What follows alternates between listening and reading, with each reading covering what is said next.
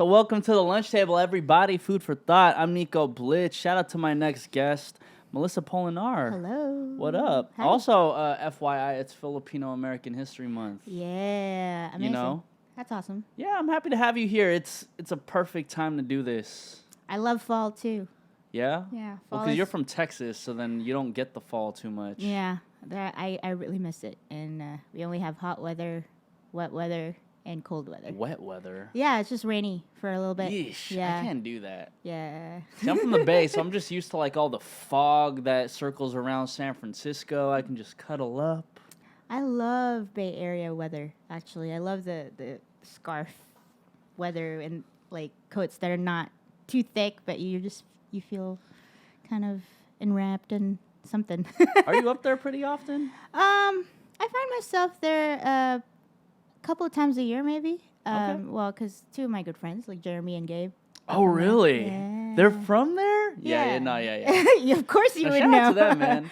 Yeah. You know, just to put like some backstory to your story, like you, Jeremy Passion, and also Gabe Bondoc were, I guess, some of the cultivators for Filipinos to enter the music industry in America. Like, because YouTube was really popping when all of you started around 10 years ago. Not even popping, it like YouTube just started. Yeah, it was like the Wild Wild West. It was just like a new frontier. I don't think Jeremy, Gabe, and I set out to be like an example or anything. I think we're just music lovers and musicians that wanted to share our music some way. Yeah. And somehow YouTube was the thing. And we didn't know what to expect. I personally didn't know what to expect, but it's been really good for me, and it led me here. So... Yeah, so a lot of people would look at you and be like, oh, she's the girl who made that song Try 10 years ago. You must get that a lot. I do. And that song and the Meant to Be song. Those are the two songs that kind of hit it on YouTube. And to this day, like, I would still get requests for that. And Meant to Be in particular is a song that a lot of weddings seem to... Gravitate toward. Yeah, like whenever I get asked for weddings, like, could you sing Meant to Be? Or like it's their first dance, you know, like, you know, people. Well, you must have got a lot of gigs for that song then. Oh, I'm grateful for that yeah, song. there we go. Yeah, I'm grateful. I just like it, but there's also a part of me that's like, I can't get away with that from that song. It's just like right there all the time. Well, you know what's cool is that if I type up Melissa Polinar on YouTube, right?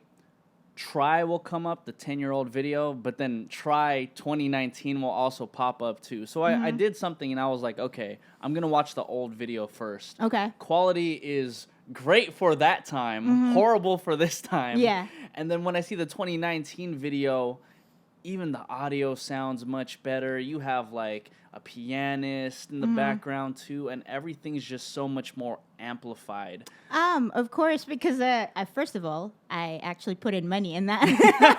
I hired a studio. I rented a studio. I hired a mixing engineer, a drummer, a piano player, and then the video guy to video edit, take the footage. Phenomenal, by the way. Oh, yeah, shout out to Joey. Yeah, it was clean. Joey Diaz, yeah. So I wanted to kind of commemorate that song. I have quite a few songs, my original songs on YouTube, but that in particular is like a song I literally wrote like days before, and I just posted it on YouTube. Meant to Be, for example, was written way before I even joined YouTube.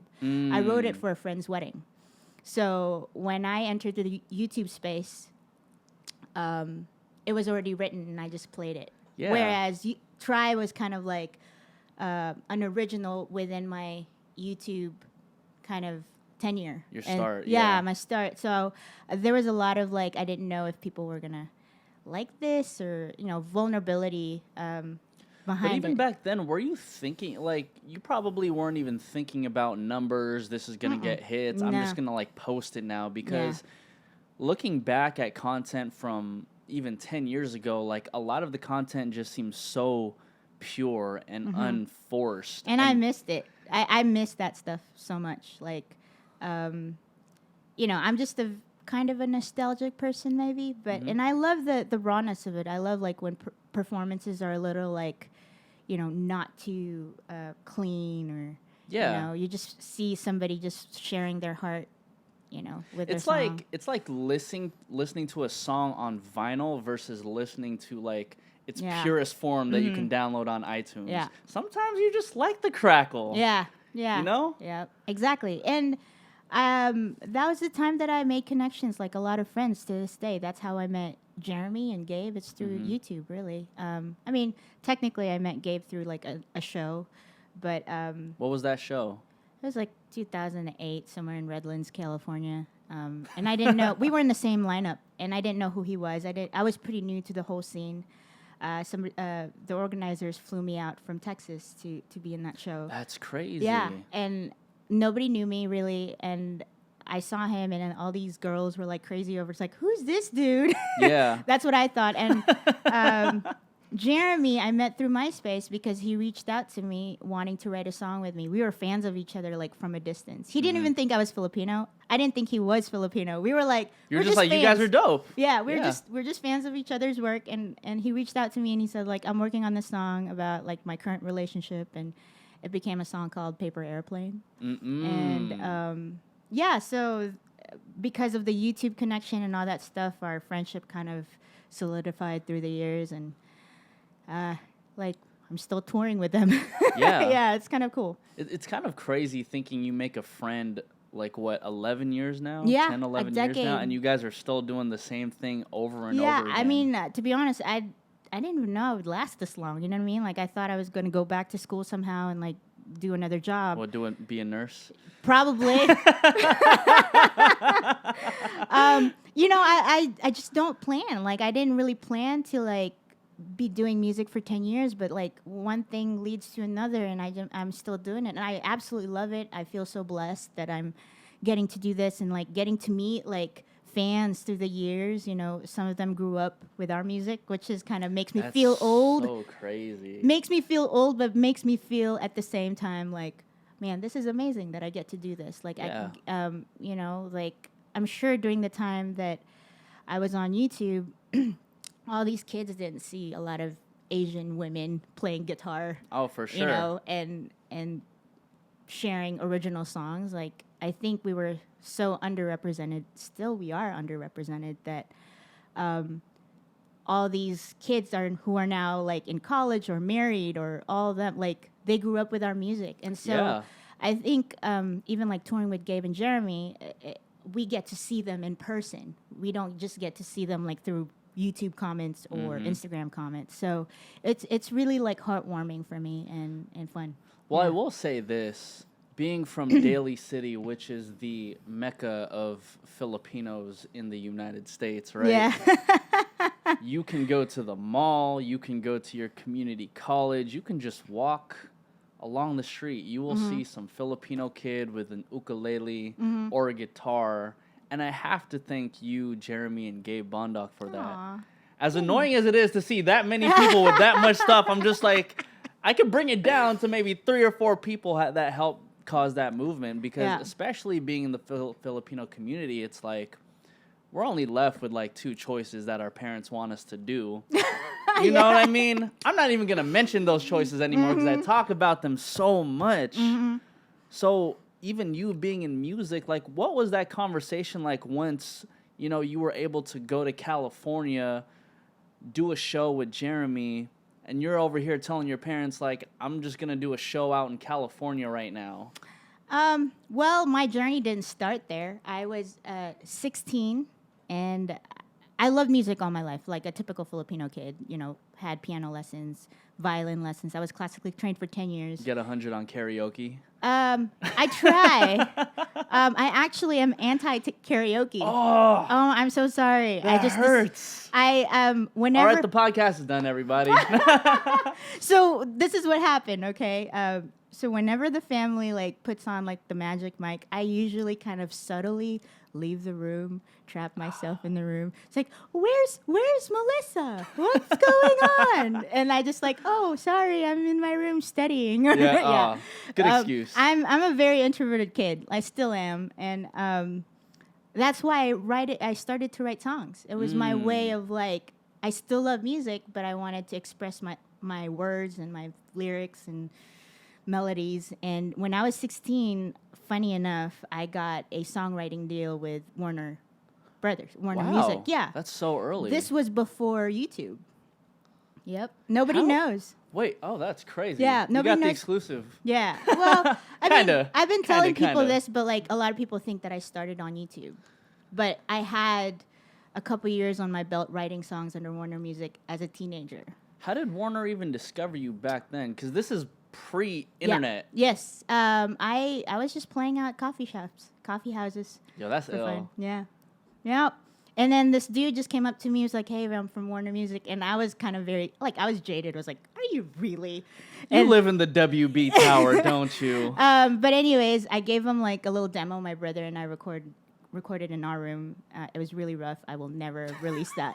But I was like naive enough to like share it. And weeks later, I got a call. I didn't have a cell phone because I was a kid and iPhones weren't around. Yeah. You know, and my aunt just told me, it's like, somebody's calling you from Warner Brothers or something. You should call back. And I'm like, huh?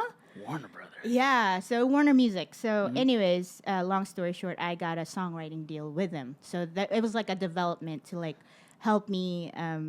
Develop your songwriting at Yes, that point. and so they let me collaborate with whoever was willing to collaborate with me within their reach.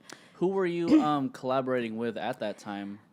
If you could recall. I mean, nobody really like big right now, but like a lot of them were based in Nashville because those are the people that I worked with. It's just a lot. Yeah. It's like so many. But I think it was like a lot of growing pains at that point because it's like I didn't know the industry. Nobody in my family knew the industry. So all of a sudden, my family just found out like, oh, she has a songwriting deal? What is that? You know? And what's funny is that I actually went to pre-nursing classes. Oh my God. You're killing me. While I was doing all these songwriting trips to Nashville and to California. So I was kind of living a double life.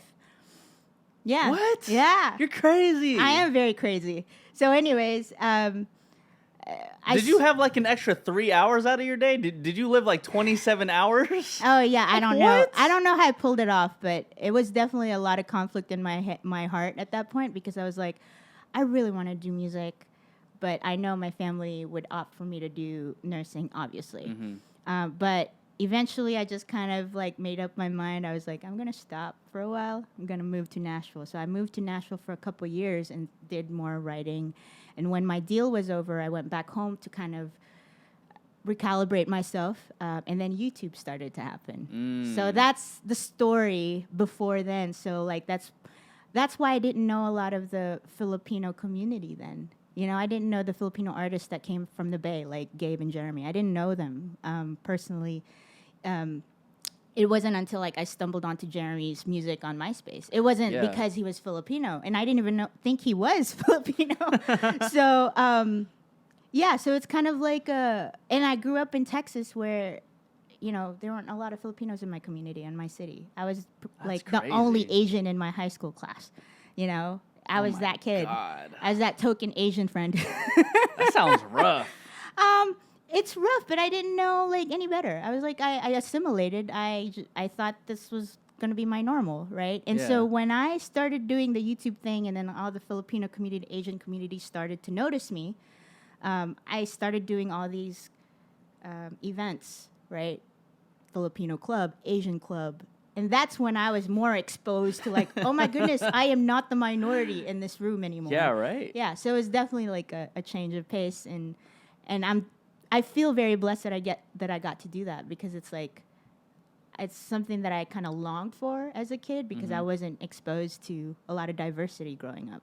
Do you feel like you got a taste of the industry a little bit too early? And I'm talking in the sense of like, you know, you were 16 years old at the time. And even now, we get so much information about the industry through, like, social media. You can literally pull up an article on Google and search up, like, what exactly is a songwriting publishing deal? You know what I mean? Like, do you think you got exposed to it and you were into it way too early?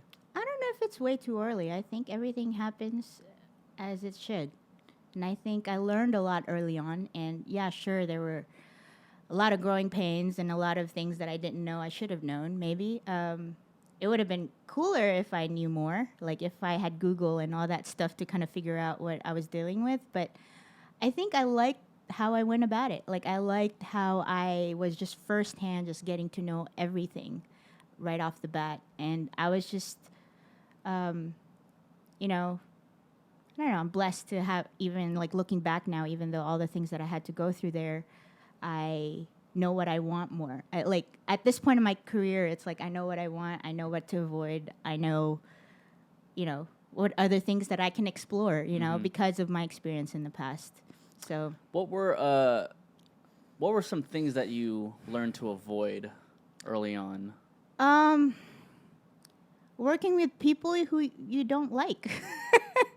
You know, because sometimes like the industry is just such a hype driven industry where, oh, he's the it producer, or she's like the next big thing or whatever. You should work with that person because they're the next big thing. A lot of people, even to this day, are so driven by that decision making. Oh, so that means I should work with that person. For me, that's completely not my approach. My approach is that if I love working with this person, I don't care where they are in the totem pole of popularity. I will work with them. So that's kind of it's a harder route to go about. You know, like I feel like it's the longer route to do things because technically speaking, if you want to be practical, then you work with the hard hitters and like the songwriter for Beyonce. Yeah. The producer of Jay-Z. I mean, don't get me wrong. If Beyonce reaches out to me, then I was like, hell yeah.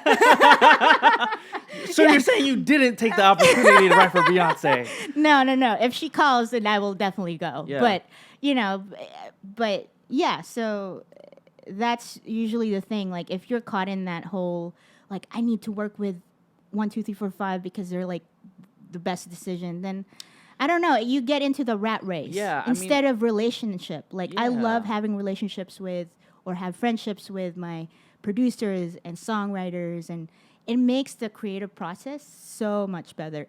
And you feel more fulfilled. You don't feel drained.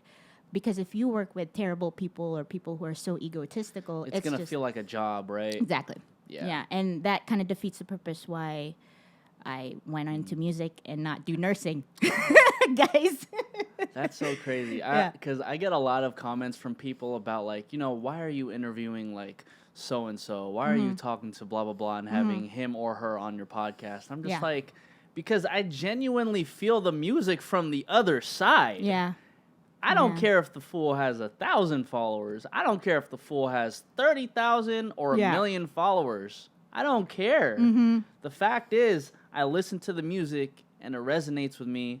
Therefore, I just want to know this person's story. Exactly. And I think it's the same way you were relating, like, the music industry. Like, if we keep on looking at people for their accolades or as clout. opposed clout, then we're just going to get caught in this rut of, well, this is definitely going to work. And then if things don't pan out the way you imagined, you're even more in a rut, like, why didn't this song that I wrote for Beyonce not go number 1 on Billboard? It's like, dude, that shit doesn't matter. Exactly. Yeah.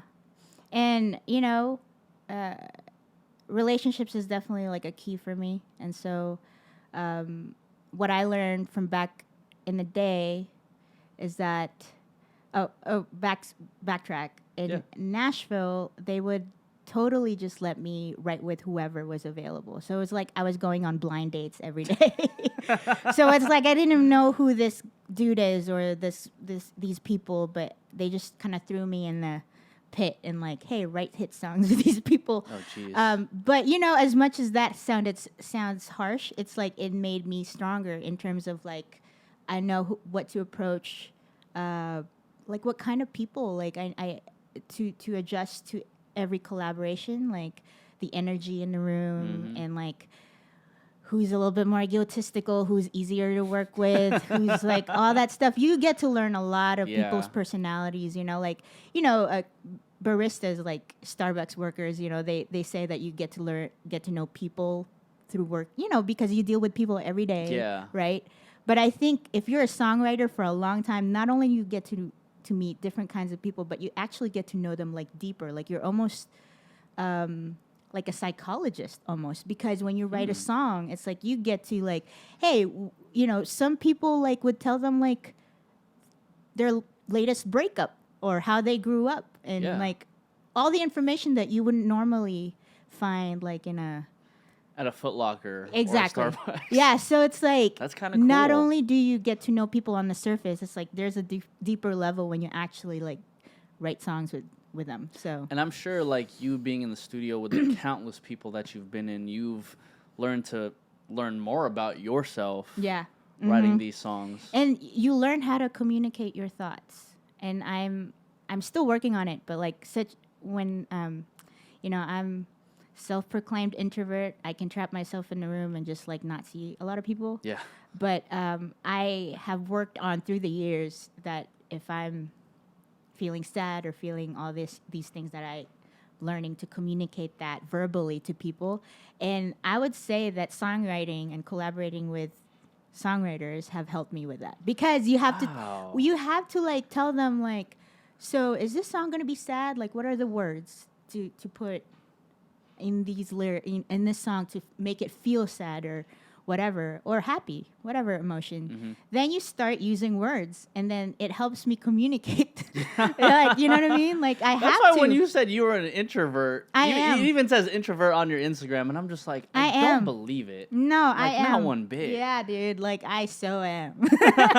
If you ask me in like a lot of my friends will definitely vouch for me. Like when there's like a big event or like a red carpet event, I'm like, hey.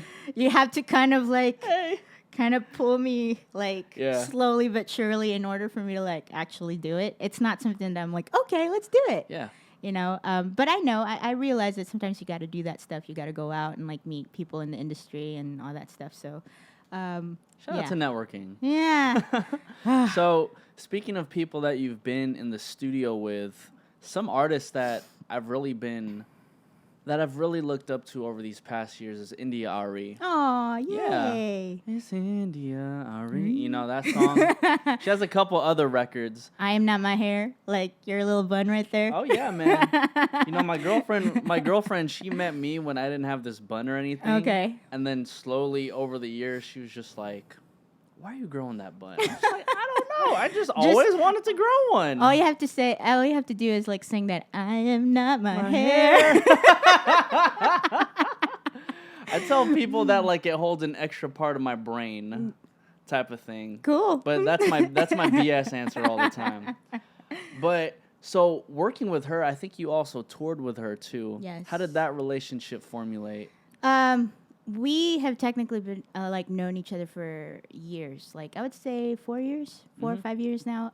But we don't talk every day or anything. But we have each other's phone numbers. And when I first met her in LA, I was very intimidated. But my music was introduced to her through a producer friend who worked with me in my Calls and Echoes record back in 2014. So he introduced my music to her, and she seemed to like gravitated to it and loved it. And so when I finally met her in California, LA somewhere, she just came up to me personally. And I didn't even approach her because I was way too intimidated. Yeah. And she was the introvert in you. Yeah. I was just in the corner with like, oh my gosh, there's India. Oh my gosh. So anyway, she went towards me and she's like, Melissa, right? And I was like, yeah. She's like, I'm India. Here's my number. You need to get my number. And I'm like, what? That's crazy. Okay. I pulled my like friggin' iPhone and I'm like, where's your number? But anyway, she's been like an older sister kind of like energy and like person in my life. And through the years, she just like, Melissa, you're not bothering me.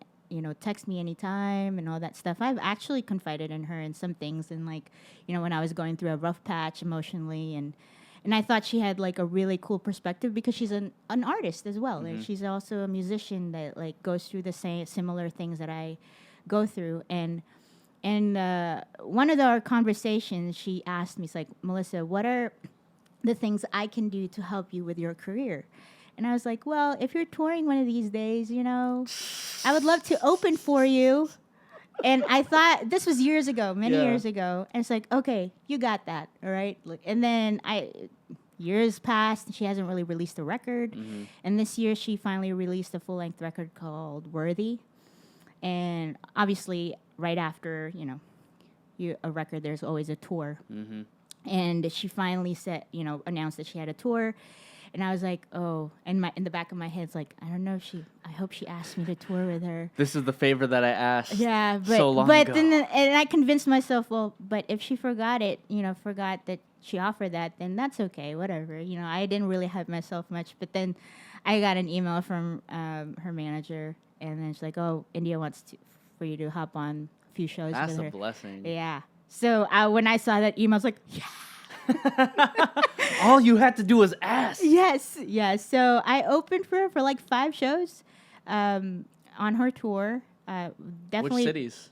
3 Texas cities. So Dallas, Houston, Austin, and then 2 Midwest, Milwaukee and like Chicago. Tight. Yeah. So they were bigger venues, obviously, and it was totally a new experience. And part of my insecurity is that, like, how would her audience like me, and how would they receive my music? And I enjoyed every part of it, and I got well received. I got hugs from a lot of her fans. That's good. Yeah, it was great. Yeah, it seems like your music, you and India's music would mesh well together. I wish you came out to California. I would have watched that.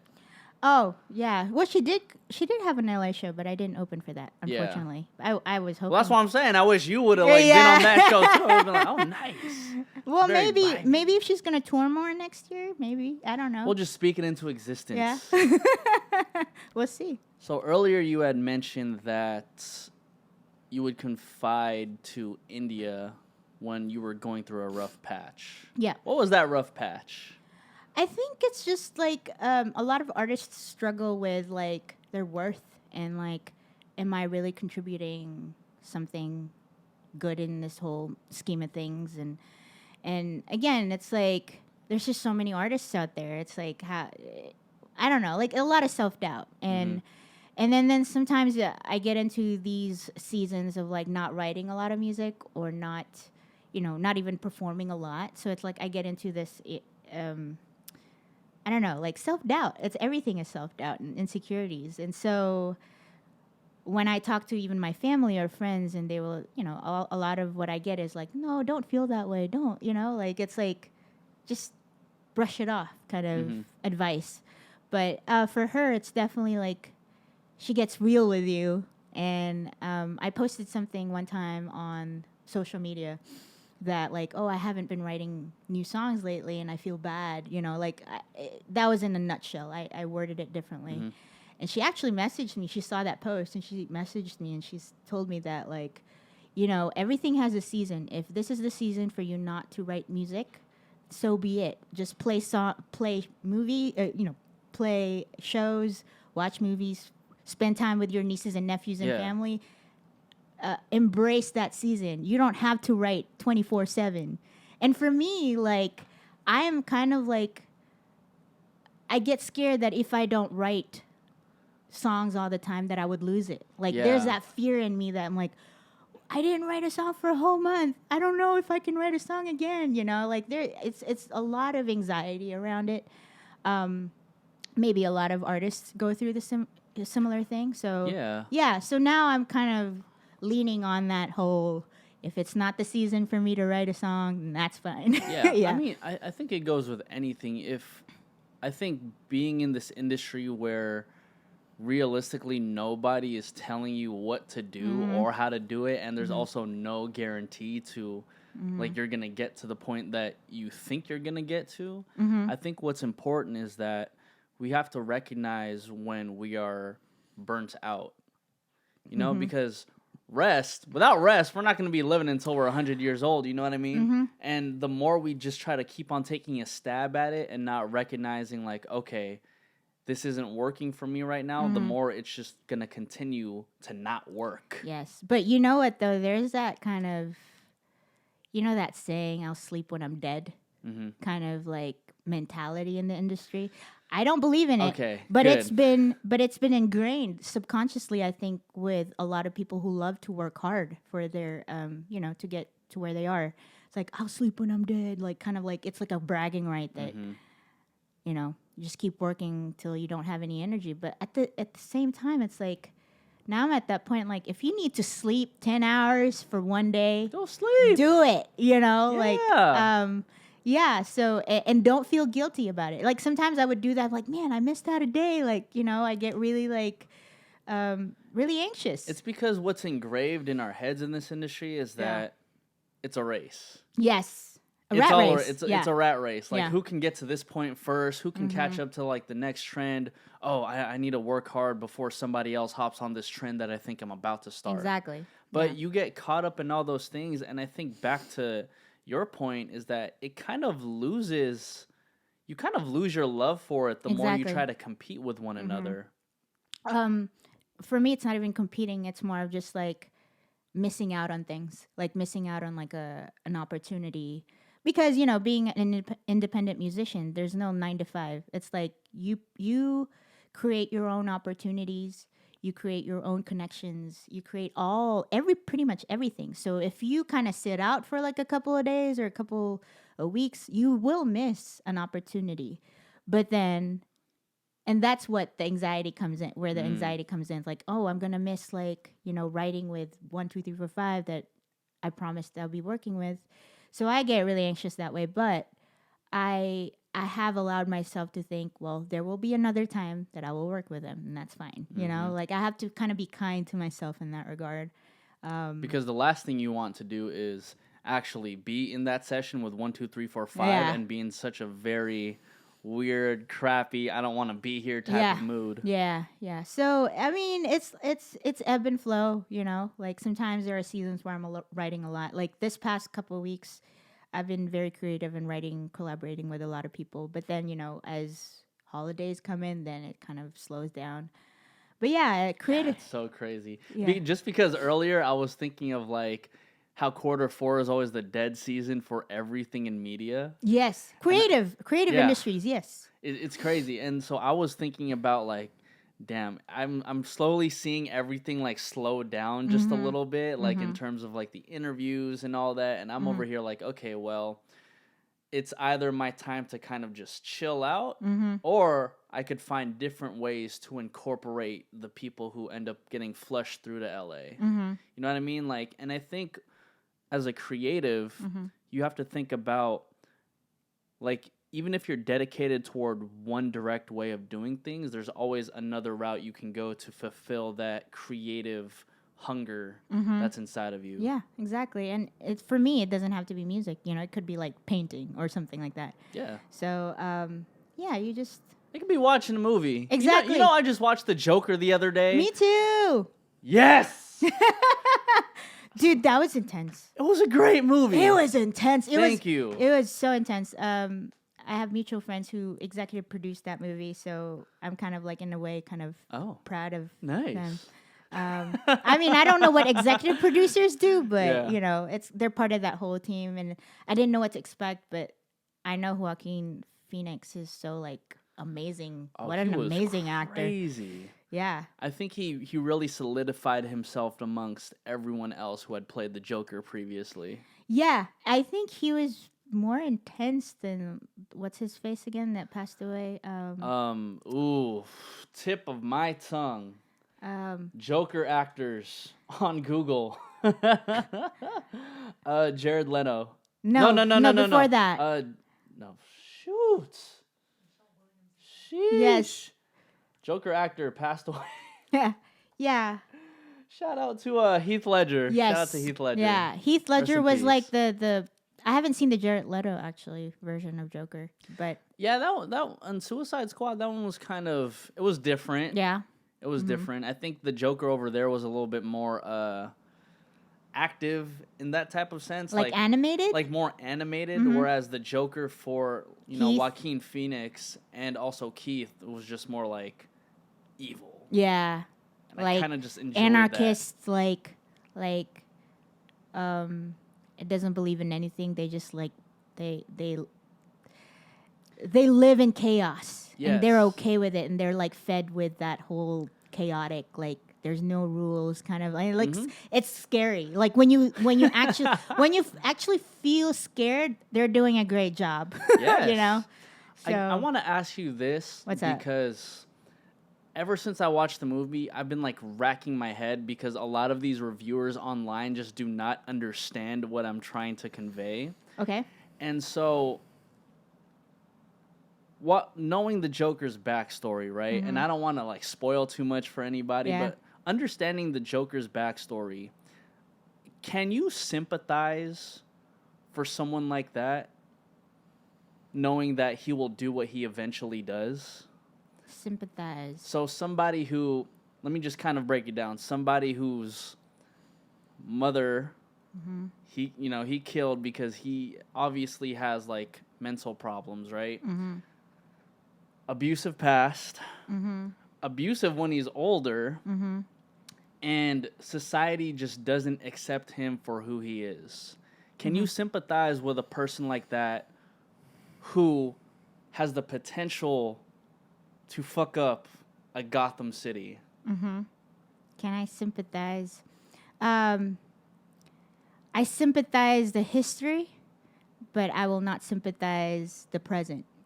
So I think That's a good way to put it. Yeah, because you don't want to legitimize the actions, right? You don't want to legitimize the violence and all that stuff. But the reason why Joker is so disturbing to people or people who don't want to watch it is because it humanizes him. Yeah. Right? So when you humanize somebody, they just they don't just become just this evil entity that you can just like kill, right?